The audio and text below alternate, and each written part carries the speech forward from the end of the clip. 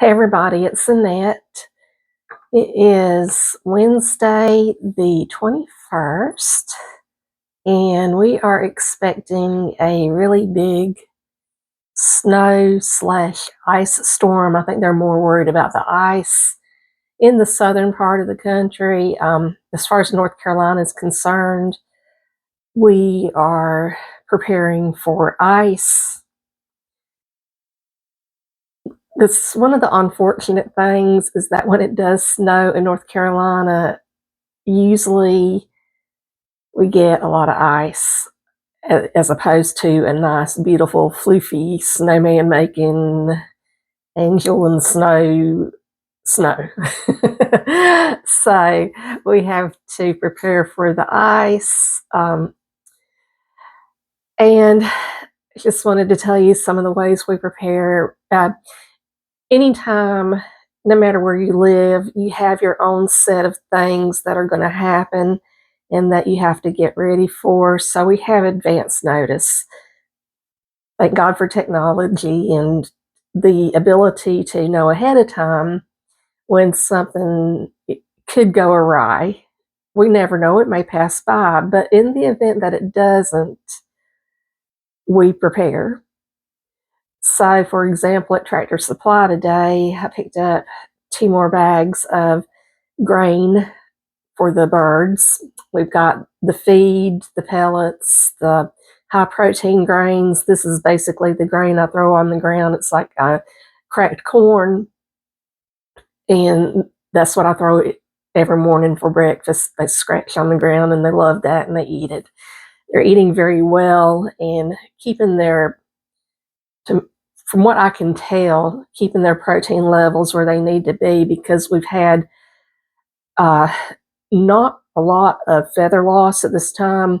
At this time of the year, you see a lot of people who have poultry, and because they're in the molting, that's when they're losing their feathers. Well, they need their feathers. The feathers keep them warm. Their body heat, it's really fascinating. You guys need to look this up.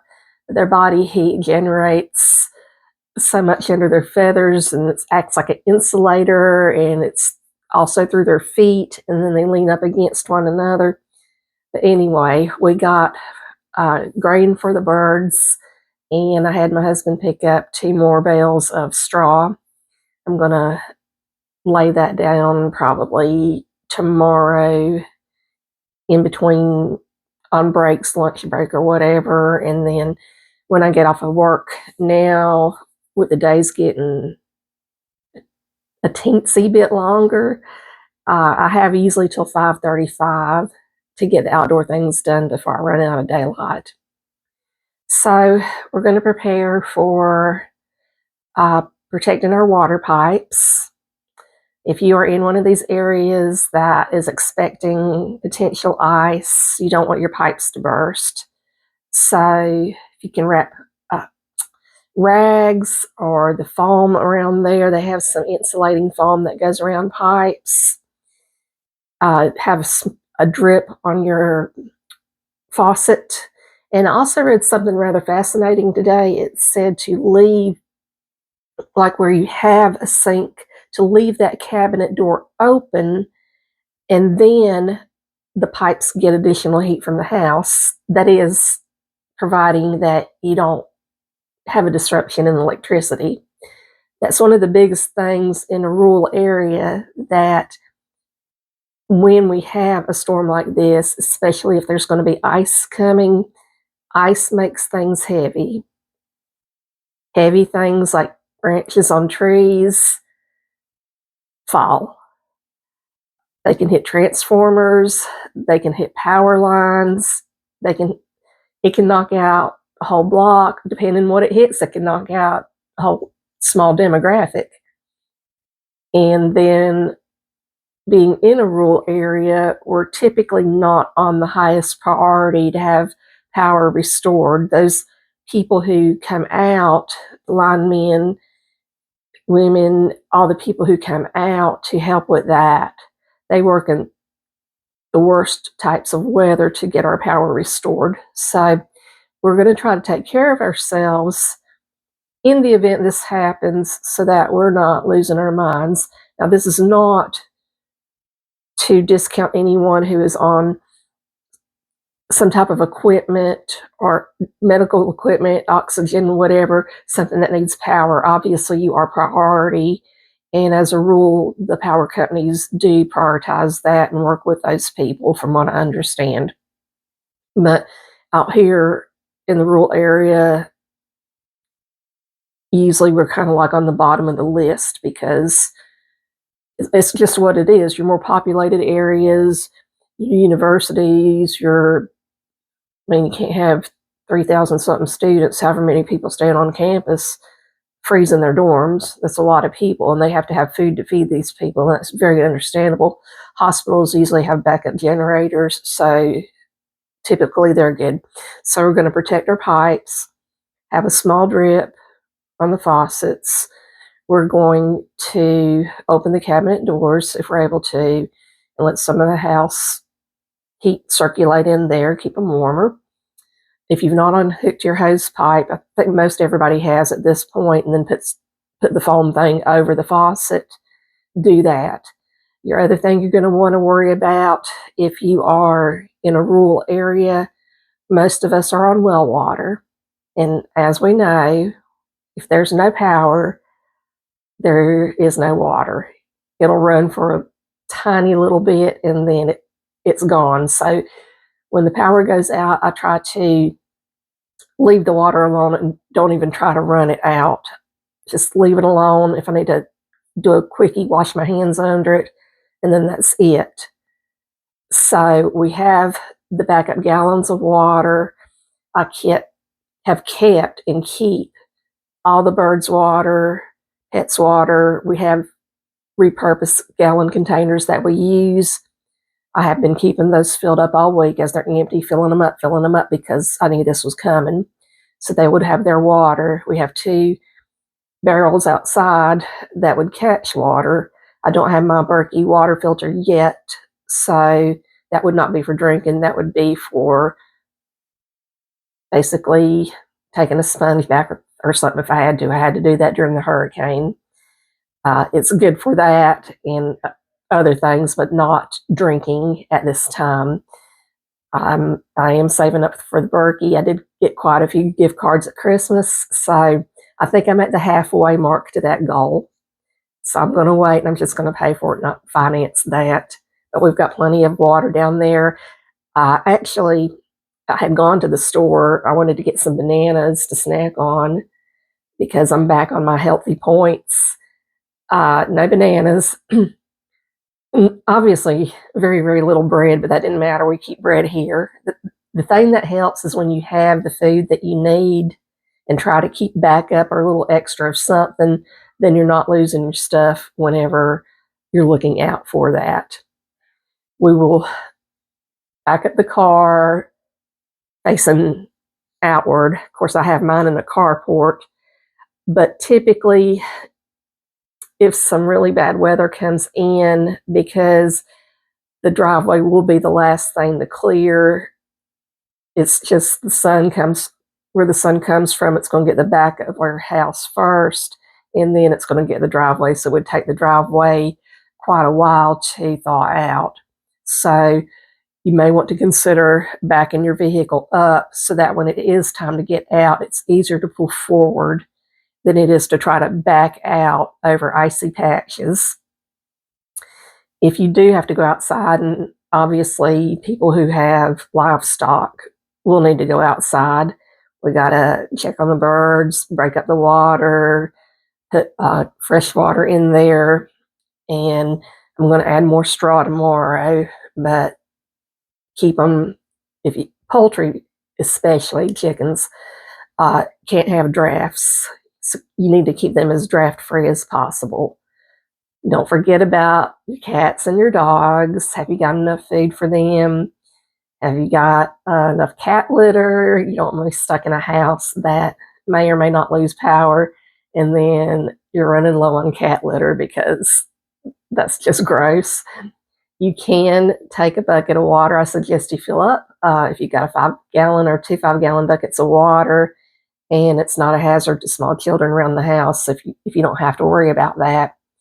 Fill them up, because those buckets of water, again, if you lose power and you can't flush, because when it fills back up, that's going to take what little bit of water you have left in the well that's already stuck in the pipes. Take a couple buckets of water, 5-gallon buckets if you want to, fill them up with some water. Just keep those as a reserve, and then you can pour it into your toilet bowl, and that will automatically send nasty stuff down. And again, that's only for the nasty stuff. Number one's okay, just keep doing number one, but you're getting where I'm going with this, okay? Just to keep your house as clean, your home as sanitary as possible. Make sure all your devices are at full capacity. Your flashlights, if they're battery or if they're USB plug in, make sure all those blue lights are on, or whatever color lights they have, make sure they're on full. If you have a GMRS radio, make sure that sucker's full too, because if nothing else, you can listen to NOAA, National Oceanic, the weather thing, atmospheric something.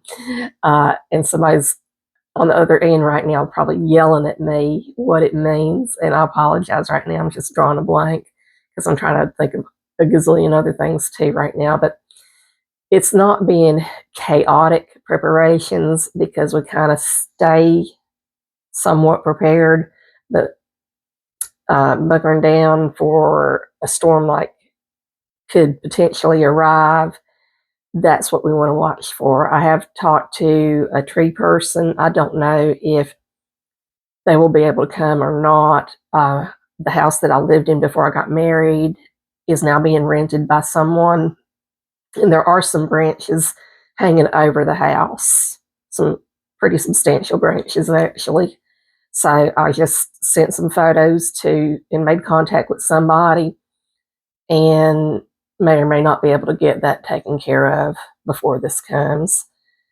So regardless of if it's now or later in the summer, we're going to have tornadoes, and then as we get into fall, we'll start having hurricanes. So ideally, those would be cut before this storm hits, but if not, pray for the best and then just get them cut as soon as possible, so that if something just takes a nosedive, breaks off the tree, that it won't damage the roof, because the roof is 10 years old, I guess. I think it's I don't know if it's a 20 or 30-year roof, but anyway, don't want to have to deal with that, even though insurance pays, but you know how that goes. Once you file a claim, a lot of times they're going to put a mark on you. You don't see the mark, but there's a mark on you, and then they don't want to insure you anymore, or rates will go up. This is how this rolls. We all know that. So make sure you have plenty of food, plenty of water. If you have some cold medicines or anything you're running low on while you have time, I would suggest restocking that. We are in cold and flu season, so if you need some vitamin C, Tylenol, Motrin, whatever you take, something for sore throat, Tussin DM for the cough. If not, you can look up other herbal remedies, but if you don't have those, you may not have herbal remedies. So I would suggest getting your basic, if you don't have it already, just your cold and flu and achy bones stuff together. Just do a little inventory on that. It does not take long, and those items are not that expensive. You can go to Dollar General or Walmart and get them.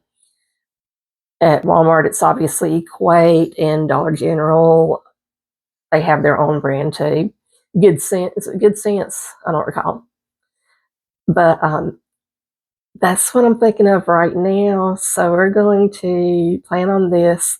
If you lose heat, I don't know if you've ever heard of this, about the tent method, how you can put a tent, like a 2-person tent or a 4-person tent, whatever will fit on your bed, put that on your bed, and then have your sleeping bags or extra blankets inside of it, and it traps the heat. It makes like a little heat dome for you.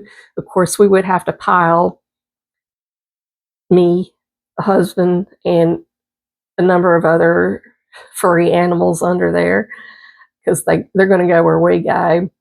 But that's supposed to be a really good emergency method. And husband says he has a tent, so I'm taking his word on it.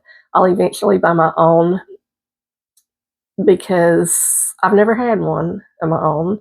And one of my bucket list items is to do a section of the Appalachian Trail.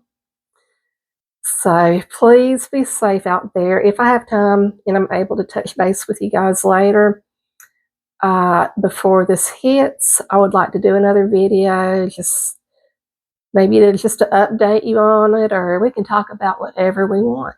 And that's the beauty of this, is it's not a cookie cutter thing. You're not going to find, it's life.